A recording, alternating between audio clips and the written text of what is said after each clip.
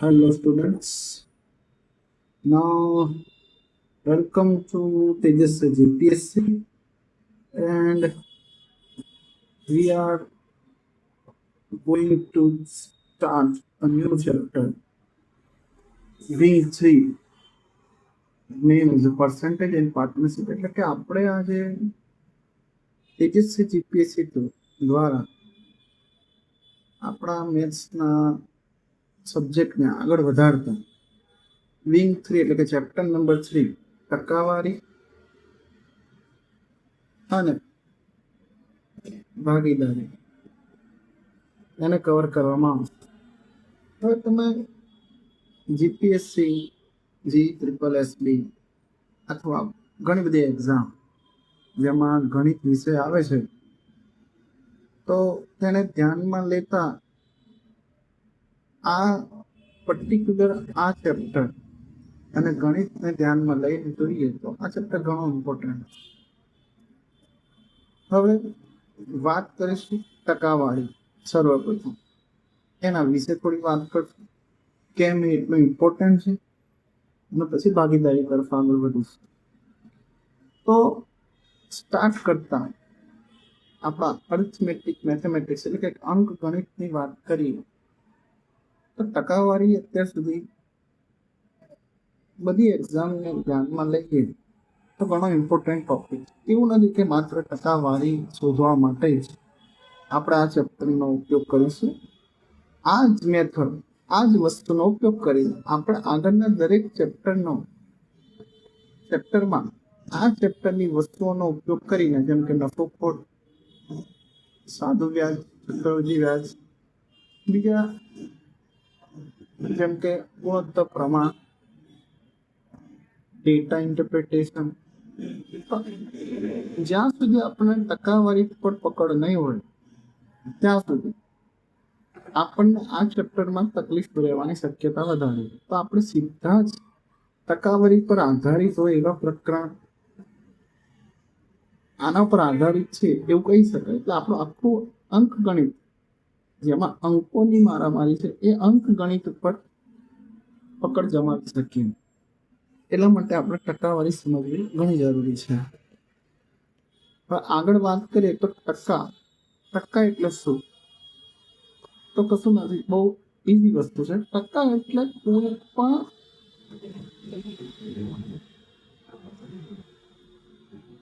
અપૂર્ણાંક. ટકાવારી એક અપૂર્ણાંક જ છે જેનો છેદ હંમેશા 100 હોય છે. એટલે કે આપણે ટકાવારીનો મતલબ શું સમજીશું અહીંયા જુઓ.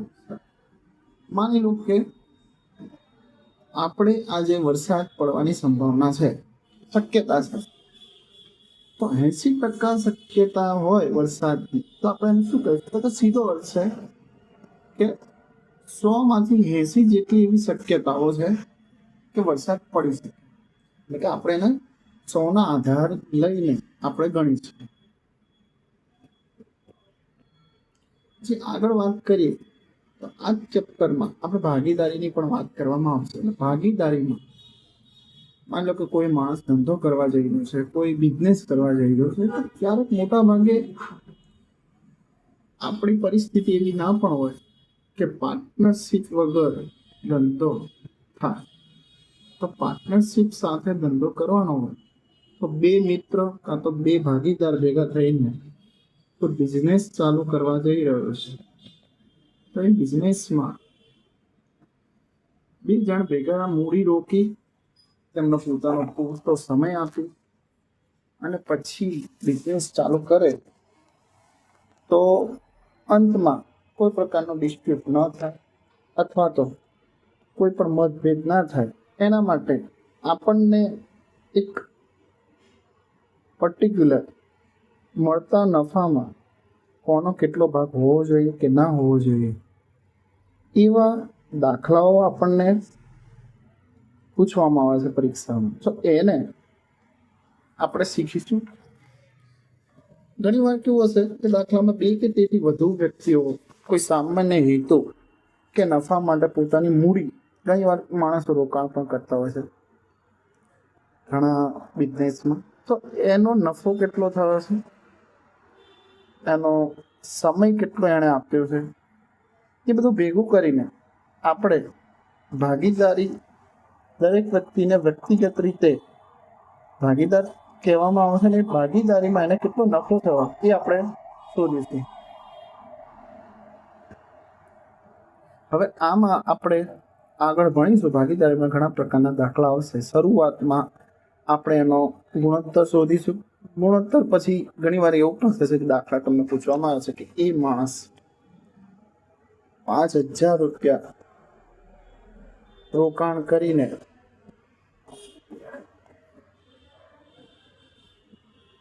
છ મહિના માટે રોકાણ કરે છે અને પછી B% એ જ ધંધામાં 10,000 રૂપિયા મૂડી રોકાણ કરીને 12 મહિના માટે ધંધો કરે છે, તો અંતે A અને B ને કેટલો નફો થશે એવા દાખલા પણ આવી શકે. આ તો ઉદાહરણ તરીકે મેં તમને આપ્યું. અલગ અલગ પ્રકારના દાખલા આવશે. તો એનો સુવર્ણ નિયમ છે ભાગીદારીના ગણિતમાં. એક સૌથી મોટો નિયમ શું કે ધંધાના વર્ષના અંતે જે પણ નફો કે નુકસાન થાય તેમને સિવાય ભાગીદારીઓ કરેલા રોકાણ અને સમયના ગુણાકારના પ્રમાણમાં જ વેચવામાં આવશે. અહીંયા તમારે ચિંતા કરવાની કોઈ જરૂર નથી. આપણે દાખલા કરશું ત્યારે તમને પૂરતી સમજણ મળશે.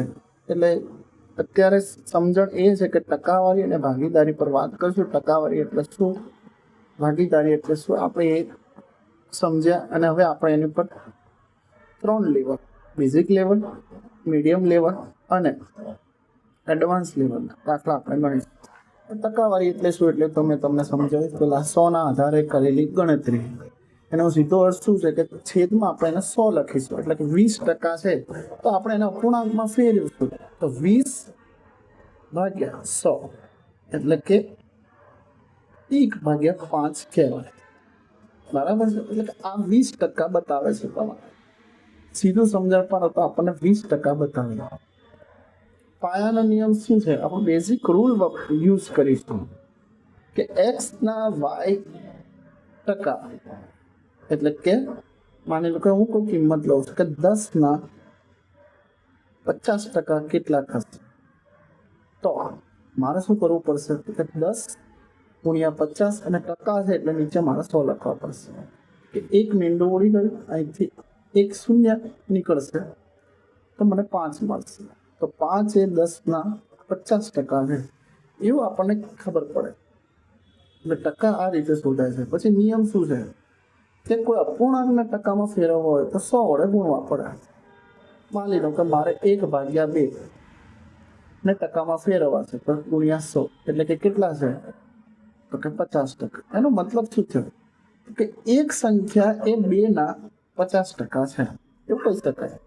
ટકાવારીને અપૂર્ણાંકમાં ફેરવવા હોય તો પણ 100 વડે ભાગવામાં આવે છે.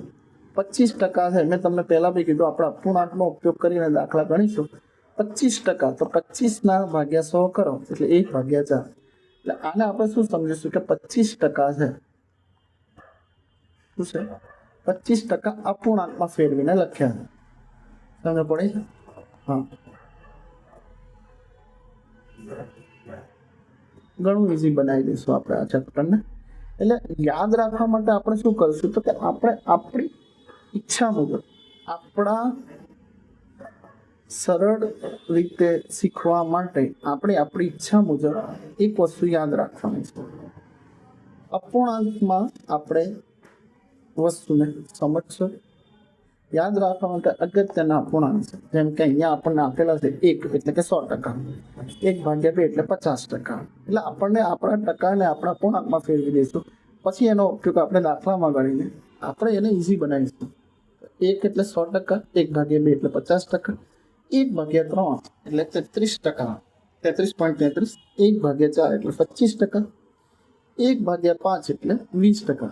હજુ આપણે અહીંયા વધારાનો ઉમેરો કરશું કે 1/6 એટલે કે 16.66% થશે.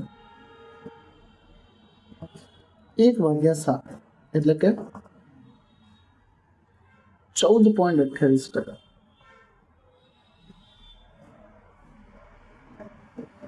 1/8 એટલે કે 12.50%. 1/9 એટલે કે 11.11%. 1/10 એટલે કે 10%. હવે તમને સમજ પડે છે કે આપણે 1 થી 10 અહીંયા આપેલા છે, 1/10 છતાં મેં લખ્યું છે.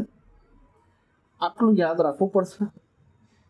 આનાથી પણ વધારે આપણે આગળ આપણી જરૂર માટે 1/11 એટલે કેટલા થાય? 1/11 એટલે કે 9.09%.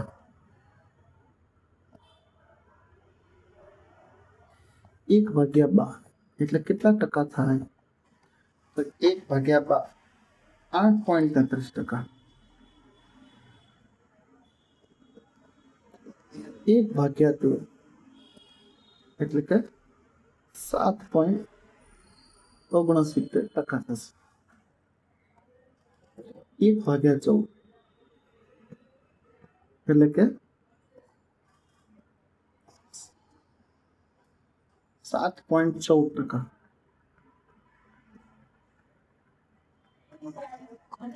1/15 એટલે કે 6.66%. અત્યારે આપણે આટલું યાદ રાખીશું.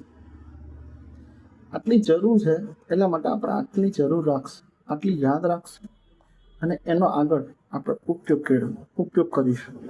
ઉદાહરણ તરીકે તમને એકદમ સિમ્પલ, એકદમ બેઝિક લેવલ, એકદમ શરૂઆતથી જોઈએ તો કે 815% કેટલા છે?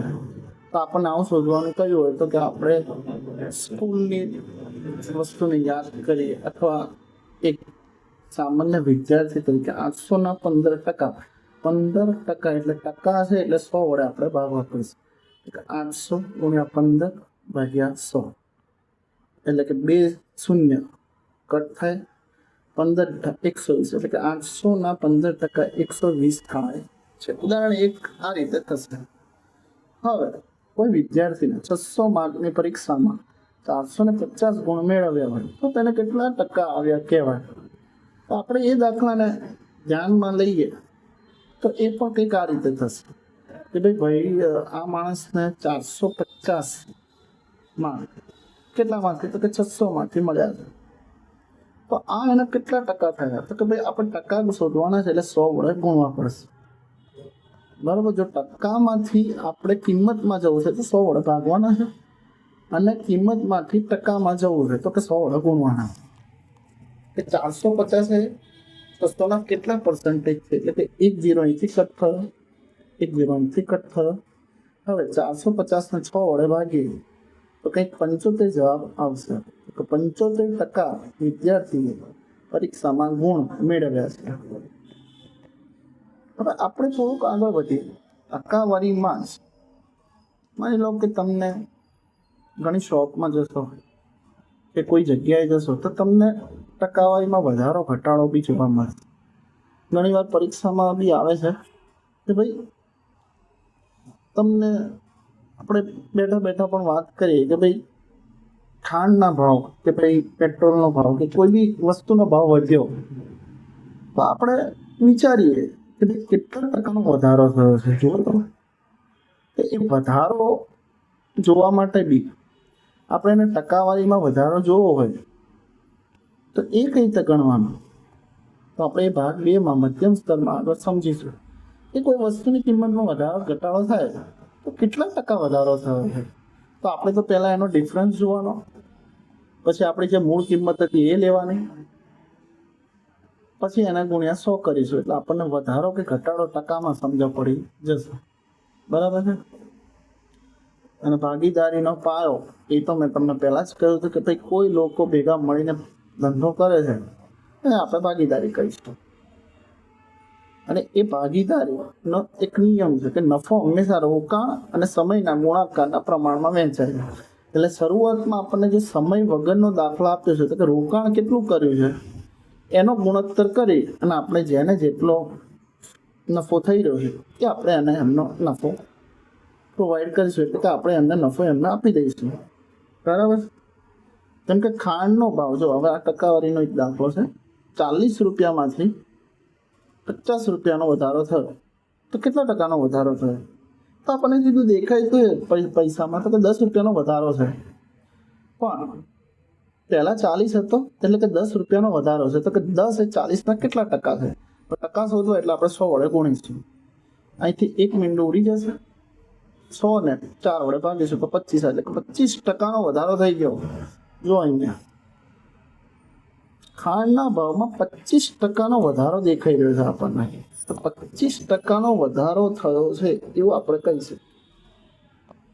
હવે એક દાખલો જો ભાગીદારીનો કરવામાં આવે, મેં તમને પહેલા બી કીધું હતું, જો સમય આપ્યો નથી આપણે આ દાખલામાં, ₹20,000 અને ₹30,000, રામે 20,000 અને શ્યામે 30,000 રોક્યા છે. તો આપણે ગણતરી કરી તો કે ભાઈ શ્યામ, રામની વાત કરે અને શ્યામની, આ ભાઈએ ₹20,000 રોક્યા છે અને આ ભાઈએ ₹30,000 રોક્યા. આપણે સીધો ગુણોત્તર કરવાનો. ગુણોત્તર એટલે કે ભાગાકાર કરવાનો એક પ્રકારે, અને એનો રેશિયો કેવો આવે છે એ શોધી લેવાનો. તો કે ભાઈ આનો રેશિયો જોઈએ તો આ 0 બધા કટ થયા, 2:3. એટલે કે ભાઈ એવું કહેવા માંગે છે કે એક ભાગ શ્યામે થોડું વધારે રોકાણ કરેલું, તો ઓબ્વિયસલી શ્યામનો નફો વધારે છે. જે બી વર્ષના અંતે નફો થશે એમાં શ્યામનો ભાગ વધારે છે. હવે શું સમજણ પડે તો કે 10,000 નફો થાય, 10,000 નફો થાય તો કે 10,000 ટોટલ આપણે 5 ભાગ પાડવા પડે. હવે આ બંનેનો સરવાળો કરીએ 2 + 3 તો કે 5 થાય. તો આપણે 10,000 ટોટલ 5 ટુકડા કરીએ તો 2,000 થાય, બરાબર છે? એટલે કે 2,000 થાય છે તો કે રામના કેટલા પર્સન્ટેજ થશે, એટલે કે રામને કેટલો નફો થશે તો કે 2 × 2,000. આપણો જે રેશિયો આવ્યો એ રેશિયાનો આંકડો લઈએ અને શ્યામને કેટલો થશે તો કે 3 × 2,000, બરાબર છે?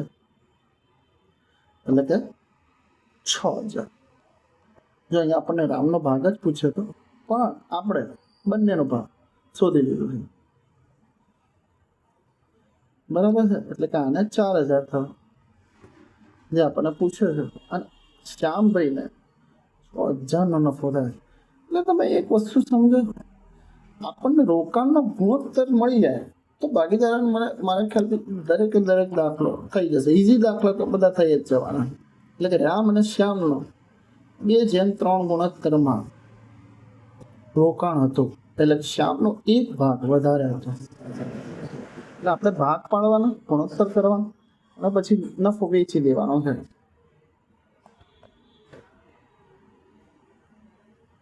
સમજ પડે છે? હા, સમજ પડે એવું જ છે. આમાં કશું અઘરું છે એમ. એટલે કે ફરી એકવાર શાંતિથી સમજે તો કે ભાઈ રામ અને શ્યામ, રામે 20,000 રોકાણ કર્યું છે અને શ્યામે 30,000.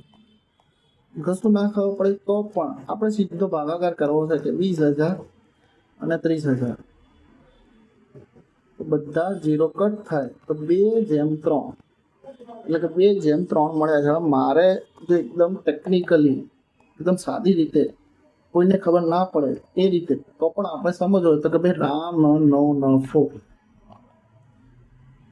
અહીંયા ટોટલ આનું પહેલા કરી દેવું પડે જેમનો, કારણ કે આપણે રામનો 5 ભાગ પાડવાના છે આપણા નફાને, એમાંથી બીજો ભાગ એને લેવાનો છે. સમજે પડે? ટોટલ નફોના 5 ભાગ પાડવાના છે, કારણ કે ગુણોત્તર 2:3 છે. એટલે 2 + 3 કરીએ તો કે 5. ગુણોત્તરનો સરવાળો કરવાનો અને પછી જે નફો થયો છે એ નફો ₹10,000. તો હવે 5માંથી બીજો ભાગ એનો છે અને 10,000 નફો છે. એટલે આપણે 2/5 એટલે સમજો શું કહેવા માંગુ છું કે ટોટલ નફામાંથી 2/5, એટલે મેં તમને પહેલાં કીધું અપૂર્ણાંકને ટકામાં ફેરવવું હોય તો 100 વડે ગુણવા પડે. 100 વડે ગુણો તો શું થાય છે તો ભાઈ 20 × 50 100 અને 20 × 40 એટલે 40% તો રામનો જ ભાગ છે. સમજો શું કહેવાનું? 40% તો રામનો જ ભાગ છે. તો અહીંયા રામનો જે ભાગ છે એટલે અહીંયા આપણે 40% ઇનડાયરેક્ટલી આપણને આ વસ્તુ આપણે લખી છે 40%. તો કે 2/5 એટલે કે 5 વડે હું ભાગું 10,000 તો 2,000 આપણને મળશે. 2000 ગુણ્યા 2 એટલે કે 4000 રૂપિયા. શ્યામનો ભાગ છે 4000 રૂપિયા નફામાં વર્ષના અંતે. ને શ્યામનો અહીંયા પૂછ્યો નથી, છતાં આપણે શોધીએ છીએ શ્યામનો નફો, પ્રોફિટ ઓફ શ્યામ એટલે કે 3 કુલ અપૂર્ણાંકનો રેશિયોનો સરવાળો, અને એના 10,000 રૂપિયા નફો થાય છે. તો કે 3/5 એટલે 5 વડે ભાગીએ 2000 થાય, અને 2000 ગુણ્યા 3 એટલે 6000 રૂપિયા આપણને નફો થશે. ઘણું ઈઝી દેખાય છે આપણને, આમાં કશું છે નહીં અઘરું. એટલે આ સમજણ આપણને ફરી એકવાર હું ઉપરથી સમજાવું છું કે ટકાવારીમાં કેમ આપણે આટલું ધ્યાનપૂર્વક સમજીએ. કે ટકાવારી જે ચેપ્ટર છે એ ચેપ્ટર માત્ર ટકાવારી પૂરતું નથી. ટકાવારીનો ઉપયોગ કરીને આપણે ફરી એકવાર સમજો, હું ફરીથી કહી રહ્યો છું, નફોનું ખોટ, સાદું વ્યાજ, ચક્રવૃદ્ધિ વ્યાજ, ગુણોત્તર પ્રમાણ તેમજ ડેટા ઇન્ટરપ્રિટેશન, બરાબર, એ બધા પ્રકરણો સીધા ટકાવારીથી આપણે સોલ્વ કરીશું. બરાબર છે. એટલે આખું અંકગણિત આપણને સરળ બની જશે.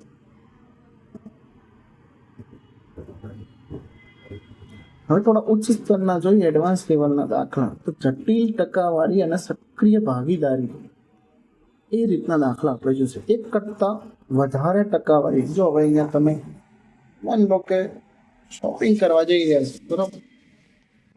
સિમ્પલી તો મહિલા શોપિંગ કરવા વધારે જાય એવું જરૂરી નથી, પુરુષ પણ જાય. પણ માની લો કે એક્ટિવ વધારે કોણ હશે શોપિંગમાં એ તો આપણે કહેવાની જરૂર નહીં. પણ ઘણી વાર શોપકીપર શું કરશે, જો હોશિયાર હશે અને સમજણ હશે તો એ તમને ડિસ્કાઉન્ટ બહાર લખેલું હશે. એવું લખેલું હશે કે ભાઈ 10% ડિસ્કાઉન્ટ, 20% ડિસ્કાઉન્ટ, અને એ ડિસ્કાઉન્ટ તમારા MRP પર એટલે કે તમારી જે પ્રાઇસ હશે એની ઉપર મળતું હશે. તો કે આટલું ડિસ્કાઉન્ટ તમે આપી રહ્યા છે, આવી જાઓ આ તે. એટલે એ ડિસ્કાઉન્ટના પર્સન્ટેજ આપણે શોધીનું, જો ના શોધતા આવડતું ટકાવારી તો પછી તકલીફ આપણને પડી શકે, પણ જો આવડતું હોય તો ઇઝી છે. ચલો આપણે વિષય ઉપર આવી ગયા. વિષયમાં શું કહે છે કે ભાઈ વધારો કે ઘટાડો, એક ક્રમિક વધારો, એક ક્રમિક ઘટાડો. વસ્તી વધારાની બી વાત કરીએ, એકલી ખરીદીની વાત નથી. મશીનની કિંમતમાં કે મશીન છે, મશીનનો ઉપયોગ થાય તો ડેપ્રિસિએશન, ઘસારો, એટલે કે એ વસ્તુ વપરાશે. મશીનની કિંમત જે કિંમતમાં આપણે ખરીદી લાવ્યા હતા, પછી એના અંતમાં માની લો કે મશીનને આપણે વેચવું છે અથવા સ્ક્રેપમાં મૂકવું છે, એટલે કે આપણે એને હવે આપણી જરૂર નથી, મશીનની જરૂર આપણને નથી, તો આપણે એને દર વર્ષે જે ઘટાડો થયો એ ઘટાડો શોધીને આપણે કિંમત કાઢીને પછી મશીનને કિંમત શોધી શકાય. એ રીતે થઈ શકે. એટલે કે વન કાઇન્ડ ઓફ આપણે ક્રમિક ઘટાડો કે વધારો એ આપણે જોવું પડે. હવે વસ્તી જેમ છે કે ભાઈ વસ્તી માની લો કે ગુજરાતમાં કાં તો અમદાવાદમાં કાં તો કોઈ જિલ્લામાં ગુજરાતમાં કાં તો ઇન્ડિયામાં છે, તો વસ્તી વધશે જ. એવું જરૂરી નથી વધે, ના પણ વધે, ઘટાડો પણ થઈ શકે કાંઈ. પણ હાલની પરિસ્થિતિ પ્રમાણે તો વસ્તીનો વધારો થશે. તો વસ્તીમાં કેટલા ટકાનો વધારો થયો, કેટલા ટકાનો ઘટાડો થયો, તે ક્રમિક વધારો. ક્રમિક વધારો એટલે કે વન કાઇન્ડ ઓફ ચક્રવૃદ્ધિ વ્યાજ જ છે આપણને, કે ભાઈ વધારો થયો, પછી વસ્તી વધી છે. હવે પછી 1 વર્ષ પછી તમે જોશો તો એ વસ્તીનું પાછળની સંખ્યા લઈશું, પાછળના વર્ષની, અને એમાં પણ પછી આપણે વધારો શોધીશું, ક્રમિક વધારો શોધીશું. પરીક્ષામાં આ બધી વસ્તુઓ પૂછાય છે કે એની આવક બી કરતા X% વધુ હોય તો બીની આવક એ કરતા કેટલા ટકા ઓછી છે. એ રીતનું ઘણી બધી વસ્તુ આવે. અને પછી ભાગીદારીની વાત કરીએ તો ભાગીદારીમાં જેમ મેં તમને કીધું હતું કે ભાઈ જો તમને સમયગાળો ના આપ્યો હોય અને બંને માણસ ધંધામાં અંત સુધી રોકાયેલા છે, તો અંતમાં થતો નફો એ બંનેના રેશિયો એટલે કે બંનેના ગુણોત્તર પ્રમાણે બંનેને આપણે આપી દઈશું. અને એ સીધો ગુણોત્તર પરથી દાખલો, જેમ કે રામ અને શ્યામનો ગુણોત્તર 2:3 થઈ રહ્યો છે, તો આપણે એમનો નફો મળે, એકબીજાને ફાળવી આપ્યો છે. પણ જો આ દાખલામાં જોજો, આગળ દાખલો આવશે કે કોઈ માણસની ઈચ્છા થઈ કે ભાઈ મારે હવે ધંધો ચાલી તો રહ્યો છે, પણ મારે હાલ જરૂર છે નહીં આ ધંધામાં રોકાને, અથવા કોઈ બીજો વિચાર કર્યો, અથવા કંઈ પણ કારણસર અડધા વર્ષમાં નીકળી જાય, 3જા મહિને નીકળી જાય, 6ઠા મહિને નીકળી જાય, 9મા મહિને નીકળી જાય, તો એ સમયનો પણ આપણે યુઝ કરીને ગુણોત્તરમાં બદલાવ કરીશું. સુવર્ણ નિયમ આપણે જોઈએ, આમ સુવર્ણ નિયમ પ્રમાણે આપણે નફાનું પ્રમાણ, રોકાણ અને સમય બંનેનો ગુણાકાર કરીને એનો ભાગ આપણે ગણીશું, તો પછી બીજા માણસનું ગણીશું અને બંનેનો ગુણોત્તર કરીશું. સમજો હું શું કહેવા માંગુ છું? બંનેનો ગુણોત્તર કરીશું. એક ગુણોત્તર પછી અને એના પછી આપણે એમનો જે નફો એકબીજાને થતો હશે તે આપણે ફાળવી આપીશું. હવે આ જે ટકાવારીમાં વધારો કે ઘટાડો, જે ક્રમિક વધારો કે ઘટાડો હતો, એનો એક દાખલો જોઈ લઈએ તો એક ગામની વસ્તી 10,000 છે. દર વર્ષે વસ્તીમાં 10% વધારો થયો. આમ તો ગામની વસ્તીમાં 10% વધારો મોટો વધારો છે. આપણે જસ્ટ વાત કરીએ કે શહેરમાં જવા વાળા બી હશે, શહેરમાં વસવા વાળા પણ છે, પણ આ દાખલા માટે આપણે વાત કરીએ તો 10,000 છે ને 10% વધારો છે, તો કે 10,000 ના 10% કેટલા થાય? તો કે 11,000 થાય. સીધી ગણતરી છે, આમાં કઈ આપણે ભણવાનું નથી, પણ ફક્ત આપણે એ દાખલો શાંતિથી ગણીએ. 10% એટલે આપણે આને અપૂર્ણાંકમાં ફેરવીશું તો કે ભાઈ પહેલા વર્ષે કેટલો વધારો છે? તો કે 10%ના આપણે મેં તમને સમજાવ્યું તો અપૂર્ણાંકમાં ફેર તો 1/10 કહેવાય. 10,000 નો વધારો છે, 10,000 વધારો 10%નો, તો 1 મિનિટ દોડીએ તો કે 1,000 જણાનો વધારો થયો પહેલા વર્ષમાં. જો પહેલા વર્ષના અંતે, સમજો હું શું કહું છું, 1 વર્ષના અંતે આટલો વધારો થયો. 1 વર્ષના અંતે 1,000 લોકોનો વધારો થયો. ટોટલ વસ્તી કેટલી થઈ ગઈ? તો કે 1 વર્ષના અંતે, હવે વસ્તીનો આ કઈ વ્યાજ નથી, આ કોઈ પ્રોફિટ નથી કે ભાઈ લઈ મારે હવે તને નહીં આપું.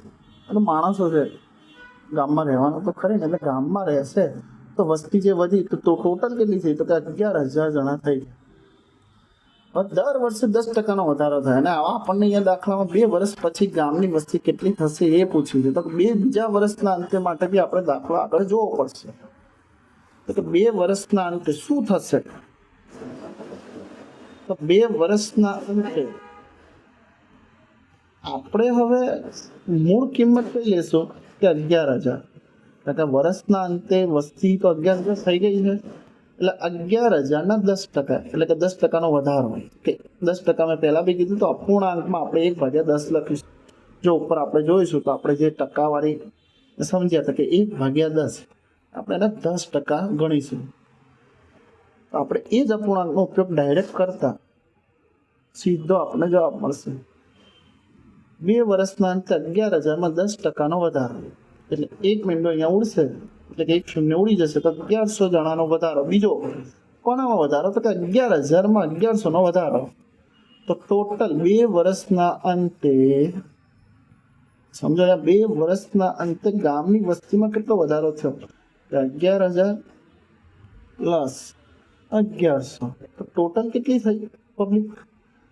એટલે કે વસ્તી 12,100 જણા થઈ ગયા.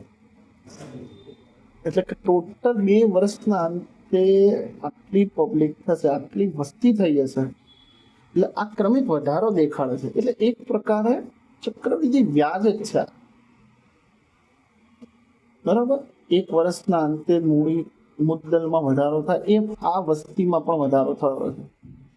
એટલે આ રીતે તમે ક્રમિક વધારો શોધી શકો ટકાવારીથી. હવે ભાગીદારીનો એક વાત કરીએ દાખલો, જેમ થોડો એડવાન્સ લેવલ, એટલે કે મહિનાઓ, એટલે કે સમય સાથે રોકાણ તો કર્યું છે, પણ 6 મહિના પછી એક માણસ નીકળી જાય છે અને બીજો માણસ એ જ ધંધામાં રોકાઈને આગળ ધંધો ચાલુ રાખે છે તો છેલ્લે કોને કેટલો નફો મળશે, અને નફો કુલ 34,000 થયો છે તો કોને કેટલા પૈસા મળવા જોઈએ એ આપણે જોવું હોય તો સીધો દાખલો આપણે ચાલુ કરીએ તો કે ભાઈ રમેશ અને પછી 50,000 રોકીને એક બિઝનેસ શરૂ કરે. 6 મહિના પછી સુરેશ કે ભાઈ તારો ધંધો આટલો જોરદાર ચાલે છે તો કે ભાઈ મને હવે એડ કર આમાં, મારે આમાં રોકાણ કરવું છે તો મને એમાં ફાયદો થાય. તો એ ભાઈ આવે છે 40,000 લઈને અને એ ધંધામાં જોડાય છે અને વર્ષના અંતે આ લોકોને 34,000નો નફો થાય છે. સુરેશનો ભાગ કેટલો? જો હવે સુરેશનો ભાગ જ આપણને પૂછે પછી તો આપણે સુરેશ રમેશ બંનેના ભાગ આપણે શોધીશું. પણ સુરેશભાઈ 50,000 લઈને આવે છે. જો મેં પહેલાં પણ કીધું જો આપણો નિયમ મુજબ, આપણા સુવર્ણ નિયમ મુજબ આપણા પીડીએફમાં જે વસ્તુ આપી છે કે રોકાણ અને ગુણ્યા સમય કરીશું અને એનો ગુણોત્તર બંનેનો લેશું. ધ્યાન આપજો, આ નિયમ સ્ટાર કરું છું, યાદ રાખવાનું છે. આ રોકાણ અને સમયનો ગુણાકાર કરીને આપણે એ વસ્તુને ઉપયોગ કરીશું. તો રોકાણ અહીંયા અમને કેટલું કર્યું તો કે 50,000 રૂપિયા. કેટલા સમય માટે? હવે અહીંયા રમેશનું કંઈ કીધું નથી એટલે એવું ના સમજતા કે ભાઈ રમેશ નીકળી કે સુરેશ આવે એટલે કે ભાઈ મારે નહીં કરવું, એવું નથી. એ 12 મહિના માટે ટોટલ રોકાણ એટલે ગુણ્યા 12. બરાબર છે? અહીંયા આપણને સમજી જાય આપેલી જ છે, છતાં આપણે આપણી ઈચ્છા મુજબ, આપણી જરૂર મુજબ દાખલો પણ 40,000 રૂપિયા સુરેશે રોક્યા અને આગળ 6 મહિના માટે ગયા. બરાબર? એટલે આનો ગુણોત્તર એટલે કે આ બંને સંખ્યાનો ભાગાકાર કરીશ તો 0 0 કટ થઈ જશે, 6 2 12 થઈ જશે. હવે 5 2 10 થયા. આ 5 અને આ 2 નો ગુણાકાર કરશું તો 5 2 10 થયા, 10/4. બરાબર? હવે 10/4 એટલે શું છે? હજુ આપણે આ સંખ્યાને નાના નાના અવયવ પાડશું તો 5 2 10 અને 2 2 4 એટલે કે 2 2 નો છેદ ઉડશે તો આપણને છેલ્લે ગુણોત્તર શું મળશે તો કે 5/2. એટલે કે સુરેશનો ભાગ 2 અને રમેશનો ભાગ 5 છે. જે પણ નફો થયો એના 7 ભાગ પડશે. ટોટલ સરવાળો કરવાનો મેં તમને પહેલા પણ સમજાવ્યો હતો કે ગુણોત્તરનો સરવાળો કરવાનો એટલે કે ટોટલ 7 ભાગ પડશે. એમાંનો 5મો ભાગ રમેશનો હશે અને સુરેશનો ભાગ બીજો હશે. સાહેબ એમ કહેશે લોકો કે સાહેબ આ તમે કીધું એ તો બરાબર, પણ આ ભાગ કર્યા અને પછી હવે મારો નફો શોધવો છે તો શું કરવાનું? તો કે ભાઈ ટકાવારીનો જ ઉપયોગ કરવાનો છે. જોવો સમજણ પડે એવું છે. રમેશનો ભાગ 5મો છે, કેટલામાંથી? એટલે કે 7માંથી. તો 5/7 એટલે અહીંયા જો બહુ મસ્ત રીતે ફરી એકવાર હું ટકાવારી પર જવું છું. 5/7 એટલે 1/7 કેટલા હતા? બધાને ખબર 1/7 કેટલા હતા? તો 14.28. 14.28% થાય. તો હું એના 5 ગણા કરું તો બહુ ઈઝી વસ્તુ છે કે આનો નાનો ગુણાકાર કરો તો તમને કંઈક ટકાવારી મળશે.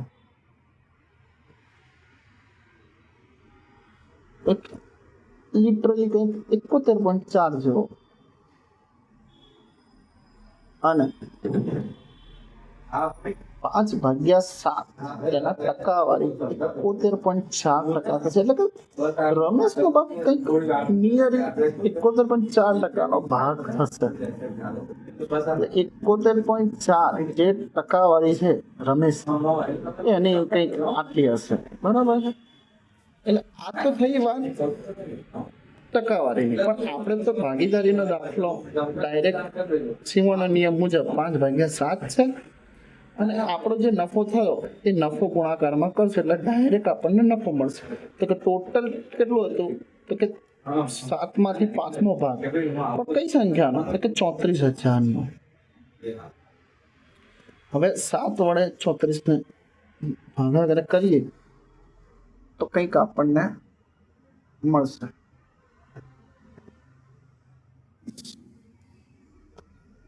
બરોબર.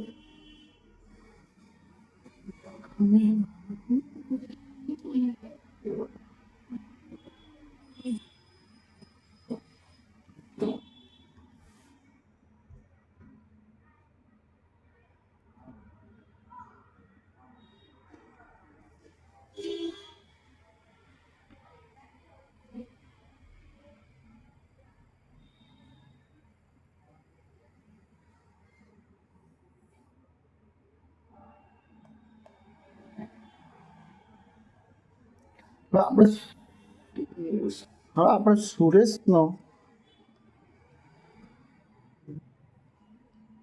નફો શોધીએ તો કે ભાઈ અહીંયા આપણા અપૂર્ણાંક એટલે કે રેશિયોના બીજો ભાગ સુરેશને મળવાનો છે, એટલે 7 માટે, અને એના આપણે 34,000 જોડે ગુણાકાર કરશું તો કે 34,000 ભાગ્યા 7 ગુણ્યા 2 કરીશું.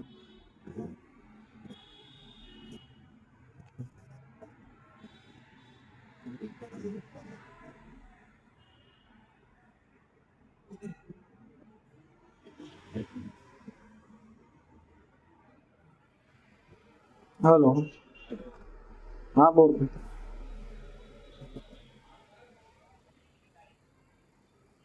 હું વાત કરું પછી તારે જોડે, હું થોડું કામમાં. હવે આ દાખલામાં પર્ટિક્યુલર જોઈશું તો 34,000 કંઈક એવો આંકડો છે કે તમને અહીંયા જવાબમાં અપૂર્ણાંકમાં એટલે કે પોઈન્ટમાં મળશે. તો આપણે અહીંયા કરેક્શન કરીશું તો કે 34,000ની જગ્યાએ 35,000 લઈશું.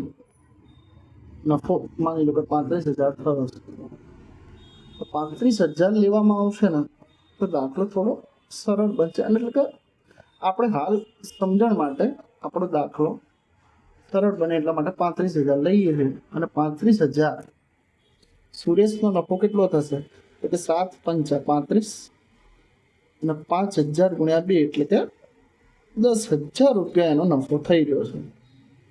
અને રમેશનો નફો ગણવા જઈશું તો રમેશનો નફો 5 ભાગ્યા 7 ગુણ્યા 35,000 લઈશું તો 7 વડે ભાગાકાર કરતા 35,000 તો 5,000 ને ગુણ્યા 5 એટલે કે 25,000 રૂપિયા ટોટલ થશે. 25,000 રૂપિયા રમેશનો નફો થશે.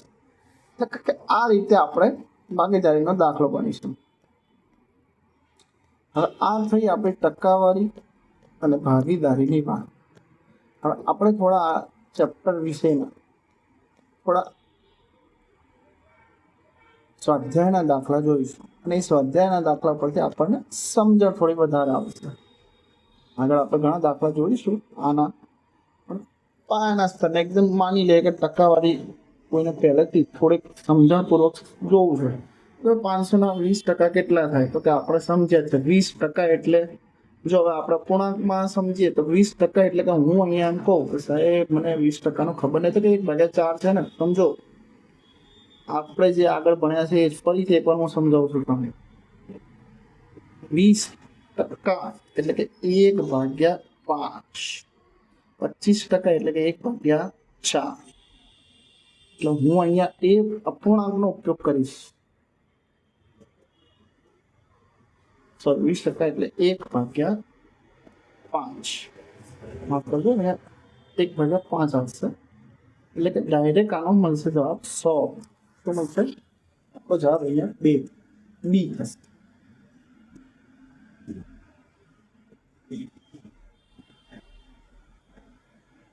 હવે આગળ આપણે કોઈ દાખલો ગણીએ, જેમ કે બીજો જ દાખલો ગણીએ 3/4 ને ટકાવારીમાં ફેરવતો. જો હવે અહીંયા આપણે 1/4 એટલે 25% થાય ને 3/4 એટલે કે આના ગુણ્યા 3 કરીએ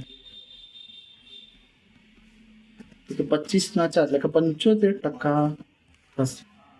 ઈઝી બને. જો તમે અપૂર્ણાંકમાં ફેરવી દેશો ટકા તો ઘણું ઈઝી બની. એટલે આ રીતના ઘણા બધા દાખલા છે જે તમારે થોડા આપણી જરૂર માટે, પ્રેક્ટિસ માટે, આપણે એક્ઝામ માટે, તૈયારી માટે કરવું પડશે. એટલે એ પ્રેક્ટિસ થોડી તમે કરજો. બાકી હવે આપણે ભાગીદારીનો કોઈ એક દાખલો લઈએ તો કે 7મો દાખલો જોઈએ તો 50,000 કુલ નફામાં એ અને બી નો હિસ્સો આપણે ગુણોત્તર આપી દીધો છે. 2:3 છે તો બી ને કેટલા રૂપિયા મળશે? હવે આમાં બહુ ચિંતાજનક નથી. મેં તમને પહેલા બી કીધું હતું કે જે તમારો રેશિયો એટલે કે હિસ્સો છે કે ગુણોત્તર છે એનો સરવાળો કરવાનો. બી નો હિસ્સો પૂછ્યો છે આપણને એટલે કે બી ને ત્રીજો ભાગ મળશે 5 માંથી. એટલે કે આમ જોવા જઈએ તો 1/5 એટલે શું છે કે 20%.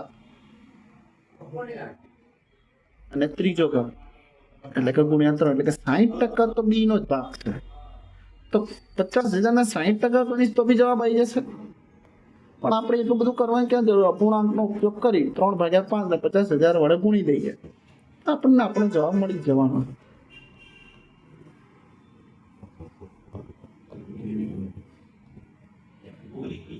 ₹50,000 ગુણ્યા ભાગ્યા 5 એટલે 10,000. આનો ભાગ 30,000 હશે. કોનો? તો કે બી નો ભાગ. કોનો ભાગ? તો કે બી નો ભાગ 30,000 રૂપિયા હશે. ઘણું ઈઝી છે વસ્તુ. બરાબર. જો કોઈ સંખ્યા 15% બરાબર, હવે 8મો દાખલો જોઈએ. કોઈ સંખ્યા 15% બરાબર 60 હોય તો તે સંખ્યા કઈ હશે? x ના 15% 60 હોય તો આમાં બી કઈ ચિંતાજનક નથી. દાખલો જોઈએ તો કે x ના 15%, 15% એટલે 15/100 કહેવાશે અને એ છે 60. આપણે x શોધવાના છે. તો આ ઘણી ઈઝી દાખલો બને છે. બરાબર છે. તો કે આપણે આ 100 પેલી બાજુ જશે તો ગુણાકારમાં 100 ગુણ્યા 60 ભાગ્યા 15 કરીએ. 15 ભાગ ગુણાકાર આ બચે તો ગુણાકાર 15 ચોક 60 અને ગુણ્યા 400 એટલે આપણને સીધો જવાબ મળી ગયો 400. સમજ પડે છે? આ દાખલો જો મેથેમેટિકલી જોઈએ તો આવી રીતે આપણને જવાબ 400 મળી જાય છે. બરાબર છે.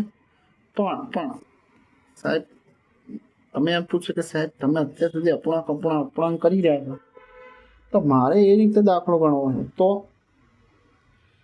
તો કે 15% સમજો 15% 60 એ કોઈકના 15% છે તો 15% 400 જો 200 ના 15% ગણો તો કેટલા થાય છે એ તમને ખબર પડી જવી જોઈએ. 200 ગુણ્યા 15 કરો એટલે 30 થાય. બરાબર. 400 ના ગણવા જઈશું 15% એટલે 60 થાય છે. બરાબર. હવે આ પર્ટિક્યુલર 15% ના અપૂર્ણાંક તમે તમારી રીતે શોધજો તો કેટલા થાય છે તો આપણે એના અપૂર્ણાંકમાં ફેરવવાની કોશિશ કરીએ. 15% એટલે કે 15/100. બરાબર. આ તો આપણી ઈચ્છા માટે છે. અવયવ પાડો. 5 તરી 15, 20 પંચા 100 એટલે 5 ઉડી ગયા એટલે કે 3/20. જો સમજો અહીંયા સમજવા જેવી વસ્તુ છે.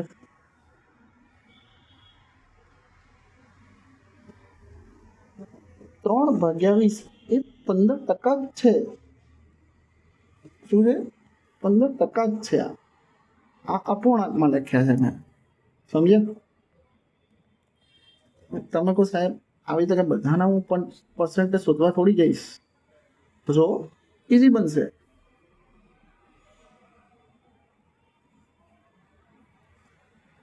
હવે હું એમ કહું કે 5% એટલે કેટલો અપૂર્ણાંક થાય કે ભાઈ 5% એટલે તો સાહેબ 1/20 જેવું કંઈક થાય.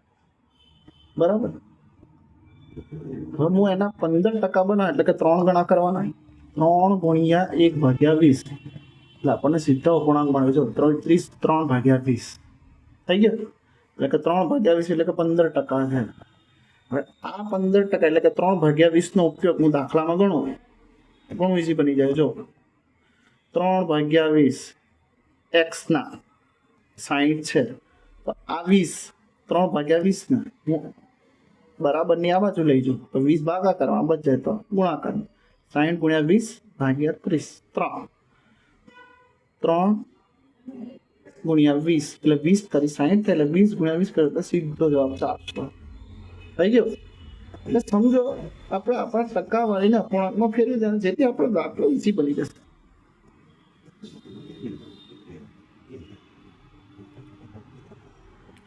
હવે આગળ દાખલો જોઈશું ઘણા બધા. એમાંનો એક દાખલો છે, ફરી એકવાર ઈઝી જ છે, છતાં આપણે 11મો દાખલો મળશે. 11મા દાખલામાં શું કહ્યું છે કે પી અને ક્યુ રોકાણ કરે છે 30,000નું અને 40,000નું. તો કે ભાઈ પી અને ક્યુ નું રોકાણ છે કંઈક, તો એનો ગુણોત્તર લેવાનો છે રોકાણનો 30,000 અને 40,000. મેં પહેલા પણ કહ્યું હતું કે આપણે આનો રેશિયો લઈશું, એટલે કે 0,0 કટ છે. 3:4 ગુણોત્તરમાં બંનેના ભાગ પડે છે. શાનો? તો કે એમને જે મળવાનો છે એ નફોનો ગુણોત્તર કંઈક આટલો થશે. હવે આ રેશિયાનો સરવાળો લેવાનો, 3 + 4 એ 7 થશે. આપણા નફાના 7 ભાગ પાડવાના છે, એટલે કે 7,000ના 7 ભાગ પાડો તો કંઈક 1,000 થશે, બરાબર. અને પછી પી અને ક્યુ ને ડિસ્પ્યુટ ના થાય, ઝઘડો ના થાય, એટલે સરખી રીતે ભાગ આપવાનો છે, જેથી આપણને ફાયદો રહે બંને માણસોને. એટલે પી અને ક્યુ, પી નો નફો કેટલો થશે? તો કે ત્રીજો ભાગ, 7માંથી ત્રીજો ભાગ એને આપવાનો છે. કોનો? તો કે 7,000નો, એટલે કે 7 ભાગ્યા 7,000 7,000 ભાગ્યા 7 એટલે 1,000 ગુણ્યા 3, એટલે 3,000 રૂપિયા પી નો નફો. એટલે અહીંયા આપણને જવાબ તો મળી ગયો આપણો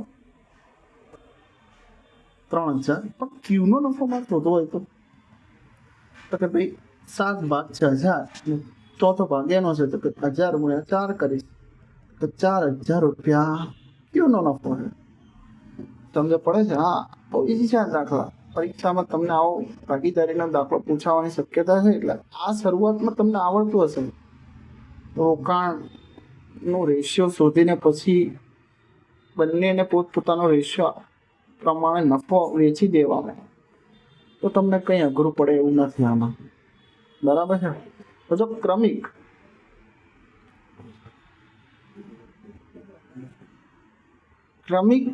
વધારો કે ઘટાડો અથવા કોઈ આ રીતનો દાખલો પૂછ્યો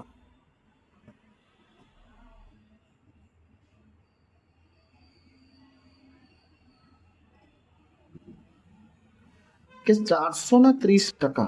હવે જો 430%, હવે જો અહીંયા તમને હું અપૂર્ણાંકમાં ફરીથી કહીશ, 30% ટકાને મારે અપૂર્ણાંકમાં ફેરવા, એટલે કે જો 10% એટલે 10% ગુણ્યા 3 કહીશ, 30% થવાના. 10% એટલે 1/10, અને 1/10 ગુણ્યા 3 કરીશ, એટલે કે 3/10, એટલે આપણે 30% થાય. ઈઝી બની ગયું. હા, હવે અહીંયા આપણને જે રીતનું કીધું એ રીતના આપણો દાખલો બને, એટલે કે 430%, એટલે કે 3/10, અને એના બી 20%, એટલે કે 2/10. ક્રમિક છે એટલે તરત ગુણાકાર કરી દેવાનો. 1 મિનિટ ઉડ્યું અને અહીંથી 1 0 ઉડ્યા, તો 3 × 2 = 6, 6 × 4 સીધો જવાબ આપણને મળ્યો. 430% અને 20% આપણને સીધો જવાબ 24 મળી ગયો. ઈઝી બને છે? હા, ઈઝી છે. ખાલી આપણે આપણી ટકાવારીને જો અપૂર્ણાંકમાં ફેરવી દઈશું તો ઈઝી બની જાય, અને આપણને સમજણ પડે એવું છે આ વસ્તુ. હવે ગણિતની વાત કરીએ તો બધા કહેશે સાહેબ ખબર તો પડે છે, બધું થાય છે, પણ પરીક્ષામાં દશેરાના દિવસે ઘોડો ના દોડે. તો એનું કારણ એ છે કે તમે પ્રેક્ટિસ પૂરતી કરી ના હોય. પ્રેક્ટિસ કરવા માટે ઘણા બધા દાખલા અમે આપીશું, તમે આ વિડીયોમાં બી જોઈશો. તેજસ્વી જીપીએસસીની એપ્લિકેશનમાં પણ જોઈ શકશો, અને તમને પીડીએફ બી પ્રોવાઈડ કરવામાં આવશે, તમને એ સિરીઝ બી આપવામાં આવશે. અગર દાખલા જોઈતા હશે તો એ પણ આપવામાં આવશે. એ તમને ફાયદો મળશે. પ્રેક્ટિસ વગર કશું જ નથી. મેઇન વસ્તુ પ્રેક્ટિસ, બરાબર. પ્રેક્ટિસ કરવી પડશે. પ્રેક્ટિસ વગર કશું જ નથી. પ્રેક્ટિસ અને પ્રેક્ટિસ કરશો એટલા સરળ થશે આપણી વસ્તુ, સરળ થશે, સારી થશે અને આપણે આપણા વિષય ઉપર પકડ વધારે થશે. બરાબર, એટલે પ્રેક્ટિસ કરજો બને તો. બરાબર છે. આ અહીંયા દેખાતા દાખલા ગણવાના. તેજસ્વી જીપીએસસીની એપ્લિકેશન ડાઉનલોડ કરો, એમાં જુઓ, એમાં કોર્સ બી એપ્લાય થશે. યુટ્યુબ ચેનલ જુઓ. હવે આગળ એક બીજો દાખલો જોઈએ. 15 નંબર, એ બી સી ના સરખા ભાગે નફો વહેંચે છે એવું આપી જ દીધું છે. હવે જો અહીંયા તો સરખો જ ભાગ છે એટલે તો કોઈ ચિંતા જ નહીં. એ જેમ બી જેમ સી, 1:1 એટલે કે બધાના ભાગ સરખા જ છે ને, તો કોઈ ચિંતા જ નહીં. હવે બધા ભાગોનો સરવાળો કરે તો 3 થાય. 1500 રૂપિયા નફો છે, એનો ભાગ કેટલો થશે? ઓહો, બહુ ઈઝી દાખલા થઈ ગયા. એક ભાગ એનો છે, કેટલામાંથી? તો કે ત્રીજા ભાગમાં, અને એમનો નફો છે 1500. 1500 ને 3 ભાગીએ તો 500. 500 ગુણ્યા 1 એટલે 500 રૂપિયા એનો નફો. ખબર પડી ગઈ? ઈઝી થઈ જાય.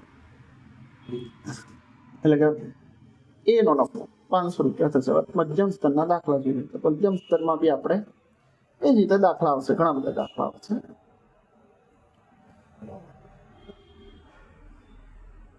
હા, જેમ કે આ દાખલો છે, બહુ સારો લાગે છે.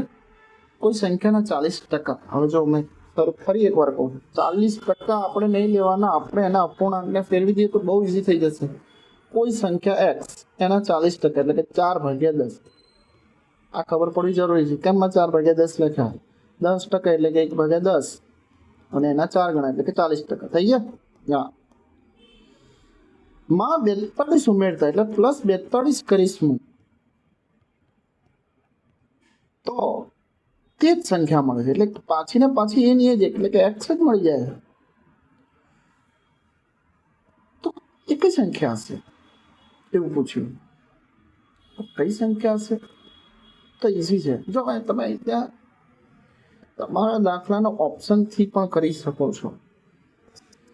જેમ કે પહેલો ઓપ્શન લઈએ તો પહેલા ઓપ્શન એટલે કે હું માન લો મારા દાખલાનો જવાબ મારો 60 છે એવું મેં માન લીધું. તો કે 60 ના 40% એટલે કે 4/10 અને એમાં પછી હું 42 ઉમેરું.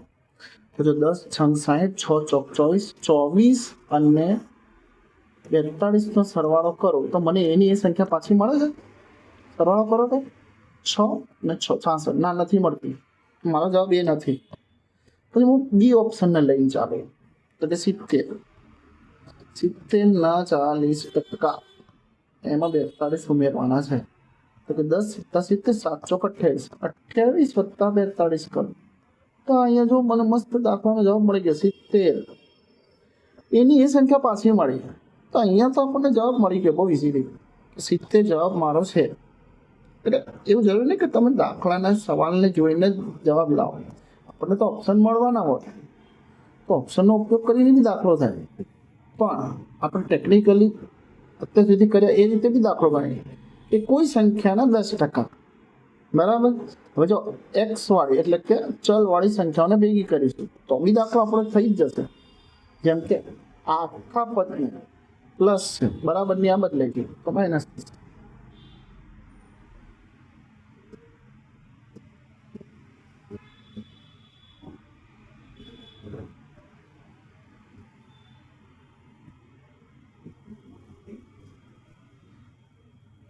બરાબર છે. એટલે હું આખી સંખ્યા 42 બરાબર x - 4/10 એટલે કે 4x / 10.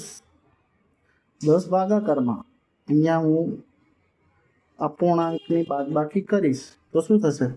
તો કે 10x - 4x / 10 અને ગુણ્યા 42.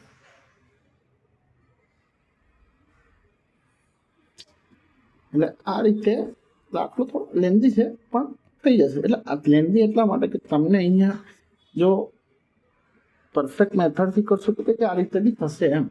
10 ગુણ્યા 42 એટલે 420. 10 ભાગા આ બાજુ જશે ગુણાકારને. અહીંયા આવશે 6x અને x બરાબર 420 / 6 કરું 6 ગુણાકાર આ બાજુ જશે ભાગાકાર એટલે x બરાબર 70 મળશે. આ થોડી લેન્ધી મેથડ થઈ ગઈ. એટલા માટે મેં તમને કીધું કે ઓપ્શનનો ઉપયોગ કરીને પણ તમારો દાખલાનો જવાબ મળશે, જે મેં તમને બતાવ્યું ઓલરેડી હમણાં. બરાબર છે. કોઈના 40% કઈ રીતે થાય તો કે ભાઈ આના 40% 28 છે, 28માં 42 ઉમેરીશ તો મને 70 જવાબ, એની એ સંખ્યા પાછી મળે છે. બરાબર છે. હા, ઈઝી છે, વસ્તુ સમજણ પડી છે. હવે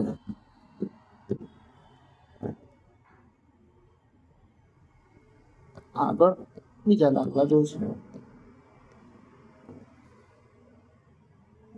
જો વધારો ઘટાડો વાળી દાખલો આપણે જોયો તો વસ્તીનો વધારો, એમાં એક મસ્ત આ એક દાખલો છે કે પહેલા વધારો છે પછી ઘટાડો છે. કોઈ ગામની વસ્તી 25 નંબરનો 10,000 છે વસ્તી. પહેલા વર્ષે 10%નો વધારો થાય છે, પછી 20%નો ઘટાડો થાય છે, તો શું થશે? હા, હવે અહીંયા સમજવા જેવી વસ્તુ છે કે સાહેબ અત્યાર સુધી તમે વધારો વધારો વધારો વધારો જ કહી રહ્યા છો, ઘટાડો આવે શું કરવાનું?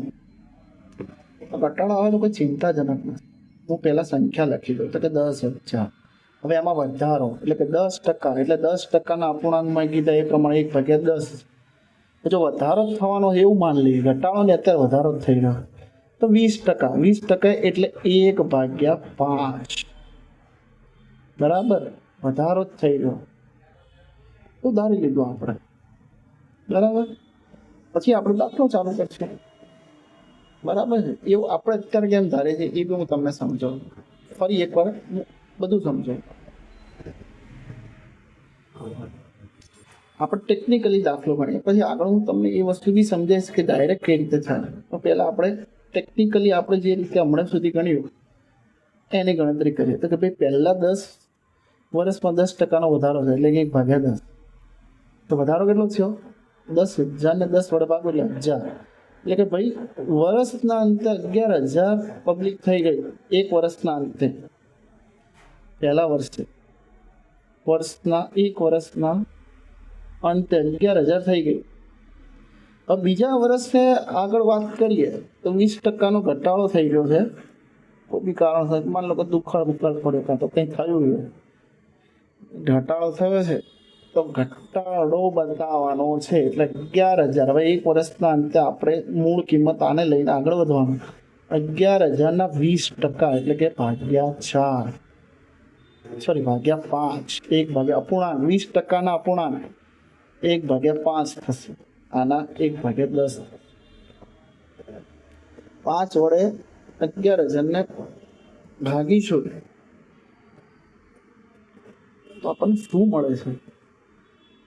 બરાબર, તો અહીંયા બહાર કરો તમે, તમને ટાઈમ આપ્યો છે.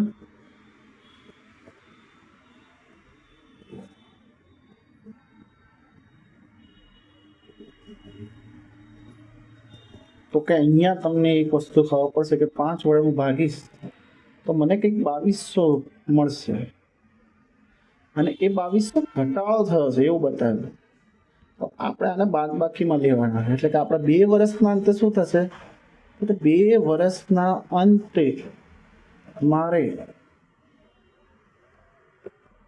જોજો અહીંયા મારે શું કરવાનું? મારે અહીંયા 11,000માંથી 2200 જણાને બાદ કરવાના. તો હું 11,000માંથી 2200 બાદ કરીશ તો મને કંઈક જવાબમાં 8,800 જણા મળશે. કેટલા મળશે? 8,800. કેટલા? એટલે વસ્તી 2 વર્ષના અંતે 8,800 વધી હશે. સમજ્યા? હા, સમજ પડે એવી વસ્તુ છે. સમજો, હું ફરીથી એકવાર કહું છું કે તમે અપૂર્ણાંકમાં ફેરવશો ને વસ્તુને બહુ ઇઝી બની જાય છે.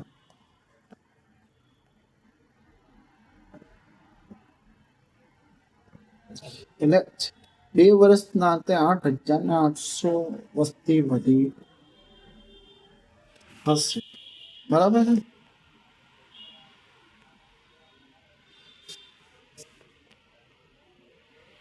હવે એક બીજો મસ્ત દાખલો બહુ નાનો છે પણ છતાં હું તમને સમજાવવા માંગીશ. એક વસ્તુની કિંમત પહેલા 20% ઘટે છે, પછી 20% વધે છે, તો મેળ કિંમતમાં કેટલો વધારો થયો છે? એટલે શું ફેરફાર થશે? વધારો નહીં, સોરી વધારો નહીં, જે બી ઘટાડો કે વધારો શું થયો છે? હવે જો આ દાખલો ગણવાની બે રીત. આપણે 100નો આધાર લઈને ચાલશું તો બી થશે, સીધો જવાબ મળશે. 100નો આધાર લઈશું તો બી જવાબ મળી જશે. 100ના 20%નો ઘટાડો તો કે 80 થઈ ગયા. 80માં 20%નો વધારો, 20%નો વધારો એટલે 1/5. 16 85 એટલે કે 16નો વધારો થાય એટલે કે 96 થશે. ટોટલ તો 96 થયો ને, કારણ કે 80 થયા એટલે એમાં 16નો વધારો એટલે 96 થશે. એટલે 96 એટલે કે 4નો ઘટાડો છે. 4 રૂપિયા કોઈ કિંમતમાં ઘટાડો થયો છે. 4નો ઘટાડો બતાવે કે 4%નો ઘટાડો થઈ ગયો. આપણને સીધો જવાબ મળી ગયો, કશું વિચારવાની જરૂર ના પડી. 4%નો સીધો ઘટાડો દેખાઈ ગયો. તમે કહેશો સાહેબ અત્યાર સુધી તમે કપૂણાંક કરો છો, તમે આવી રીતે દાખલો ગણાવી દીધો. ચલો એ રીતે ગણાવી જોઈએ. કોઈ સંખ્યામાં 20%નો ઘટાડો, 1/5 એ 20%નો ઘટાડો અને 1/5 એટલે 20%નો વધારો. બરાબર? તો ફરી એકવાર હું સંખ્યાને 100ના આધાર પર લઈશ ને, જવાબ મળી જશે.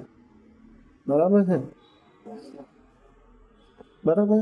એટલે હું ફરીથી એક્સની જગ્યાએ 100 લખું છું અને અહીંયા આપણે મેં ડાયરેક્ટ કરી દીધું, એની જગ્યાએ હું અહીંયા 100 વડે ગુણી દઉં છું.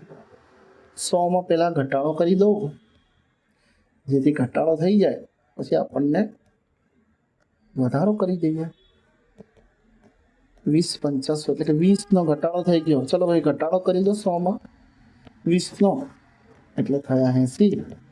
હવે તરત જ 20નો વધારો છે 20%નો એટલે કે 80માં 80ના 20% એટલે 1/5નો વધારો એટલે કે 16 × 85 એટલે કે 16નો વધારો. કેટલા જાય? તો કે 80 + 16 એટલે કે 96. 96 એટલે કે 100માં 96 થઈ, 100માંથી 96 થઈ ગયા. એટલે જો હવે આપણે આમાં કંઈ વિચારવાની જરૂર નથી. 96/96 100ના કેટલા ટકા છે? બરાબર છે? કેટલા ટકા છે એ મારે શોધવા હોય તો આનો ભાગાકાર કરશે એટલે આનો ટકાવારી શોધશું ને, તો શું મળશે આપણને? 4%. કેટલી? સોરી 96 એ 100ના નહીં, કેટલો ઘટાડો કે વધારો? માફ કરજો, ભૂલ થઈ ગઈ. કેટલો ઘટાડો થયો? 4.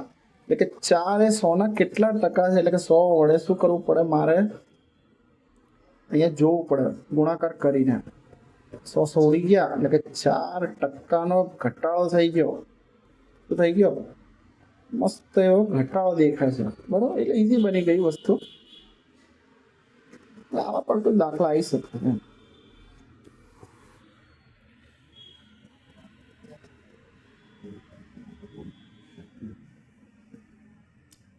હવે ઉચ્ચ સ્તરના અમુક દાખલા જોઈશું. તો ઉચ્ચ સ્તરના દાખલામાં ફરી એકવાર ભાગીદારીમાં રોકાણ અને સમય સાથે કેટલો કોનો ભાગ છે અને પછી નફો કોનો કેટલો મળવાનો, એવા દાખલા બી જોઈ લઈએ. એટલે 32 નંબરનો એક દાખલો છે. ફરી એકવાર બહુ ઇઝી દાખલો છે, છતાં આપણે ગણીશું કે એ 40,000 રૂપિયા કોઈ ધંધો ચાલુ કરે.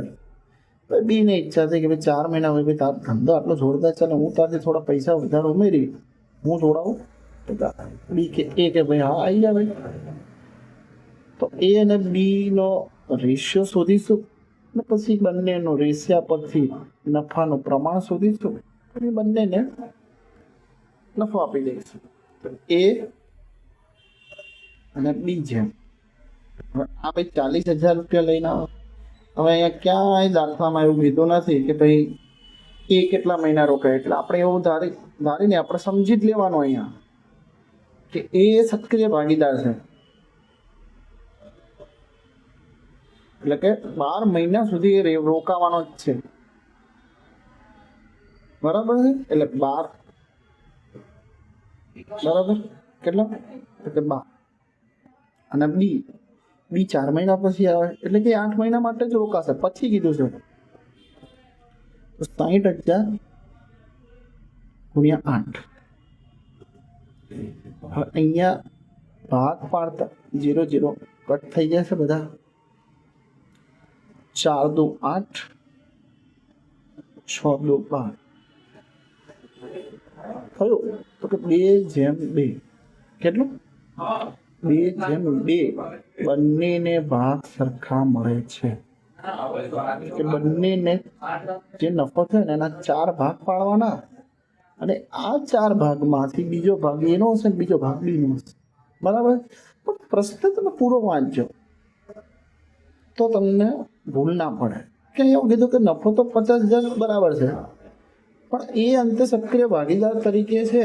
એટલે કે એ એમ કહે છે કે ભાઈ હું 2 આખા વર્ષથી હું છું કે ભાઈ નફાના 20% તો હું લઈશ. એટલે કોઈ બી કારણસર એને વધારે કામ કરું કે કંઈ બી હશે, 20% એ પહેલાથી લઈ જ લે છે. તો કે 50,000માં 20% તો આપણે ગાડી જ નાખવાના છે. કોણે? તો કે એ લઈ નીકળી જશે ને પછી જે ભાગ પડવાના છે ને ભાગીદારી પ્રમાણે, એમાંનો ચોથો ભાગ કાઢીને બીને આપણે આપવાનો છે, એનો બીજો ભાગ. એટલે કે 20%, એટલે કે 1/5, એટલે કે 10,000 તો ભાઈએ નીકાળી જ લીધા છે. એ ભાઈએ એના 10,000 તો લઈ જ લીધા. આ એના 20% સક્રિય ભાગીદાર તરીકે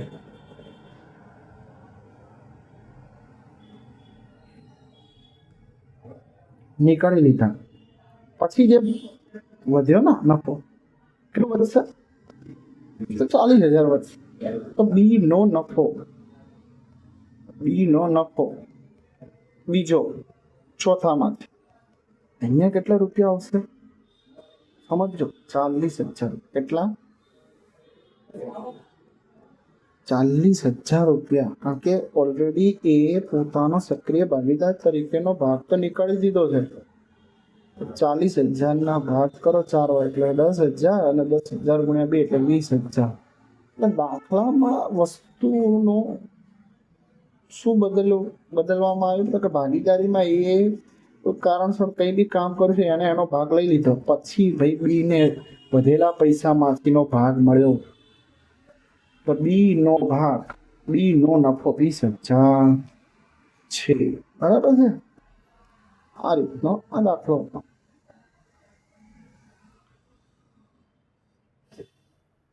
બરાબર છે? એટલે આ થોડો આ રીતનો દાખલો છે.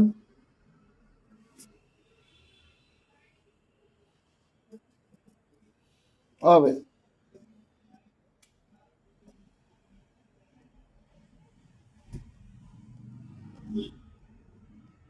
કોઈ દાખલો જોઈએ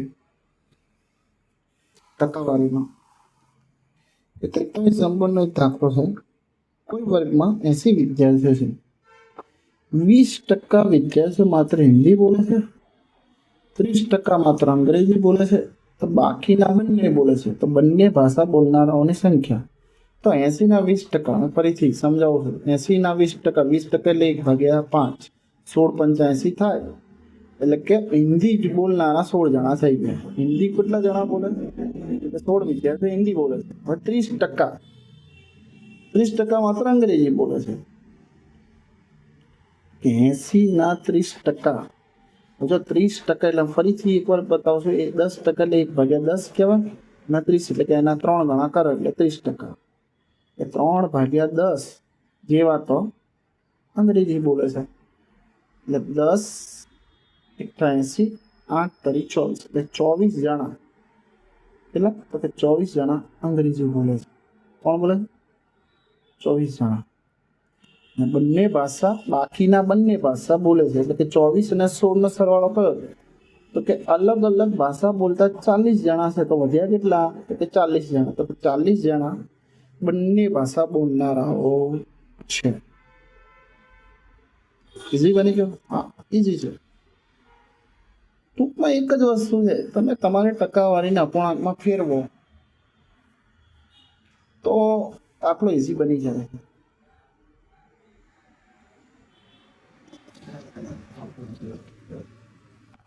બરાબર?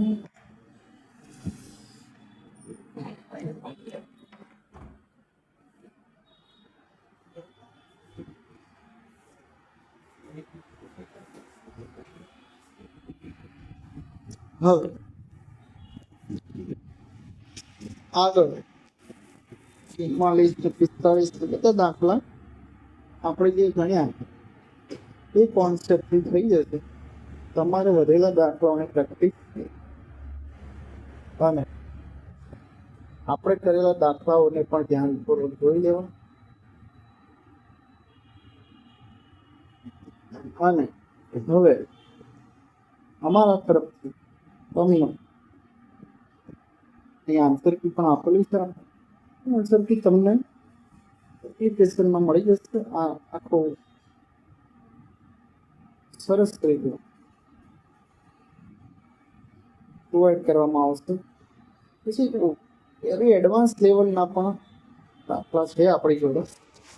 એ વેરી એડવાન્સ લેવલમાં પરીક્ષામાં પૂછાતા દાખલાઓને ધ્યાનમાં લઈએ આ રીતના છે.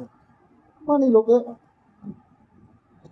કોઈ દાખલો છે એને આપણે જોઈએ જેમ કે 2 નંબરનો દાખલો છે. એક વ્યક્તિ પોતાની આવકના 20% ઘર ભાડા પાછળ ખર્ચ કરે છે. આખી વધેલી રકમના 70% તે ઘર ખર્ચમાં વાપરે છે. તો તેની પાસે છેલ્લે 3600 રૂપિયા વધે. તો તેની કુલ આવક કેટલી થઈ? તો હવે જો આપણને આવક દીધી નથી એટલે આપણે એને એક્સ ધારીએ. એના 20% એટલે 20%ને મારા અપૂર્ણાંકમાં ફેરવવા હોય તો મેં ફરીથી એકવાર તમને સમજાવ્યું કે 20% એટલે 1/5. પછી 70% એટલે કેટલા થાય? 7/10. બરાબર છે. અને પછી ભાઈ જોડે વધે છે 3600 રૂપિયા. બરાબર છે. આ રીતનું એક શોધશું એટલે આપણને એની આવક મળી જાય.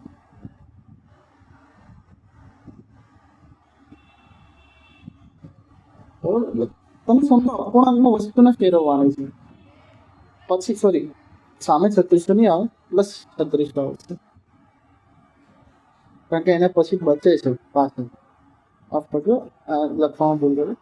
એક્સ ના 20% એટલે 1/5 ગુણ્યા 7/10 અને પછી એને 3600 બચે. આ રીતે તમે સમજો આપણો જે દાખલો હતો આપણે આગળ ગણ્યા બધામાં આ રીતનું જ છે. એટલે આપણને જો આવક ખબર જ નથી તો સોનો આધાર પણ લઈ શકીએ. સોનો આધાર ના લેવો હોય તો તને આધાર લીધા વગર પણ દાખલો થશે. બરાબર. જેમ કે હું એમ કહું કે આવક એની 100% છે. એમાં 20% તો ઘર ખર્ચમાં કાઢી દે છે એટલે કે વધી 80%.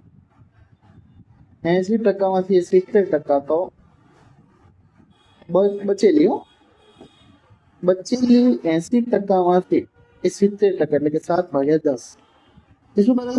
ઘર ખર્ચમાં વાપરે. એટલે 10 × 80 8 કેટલા વધ્યા? એટલે 56. 8 × 56 આટલું તે વાપરી જાય છે.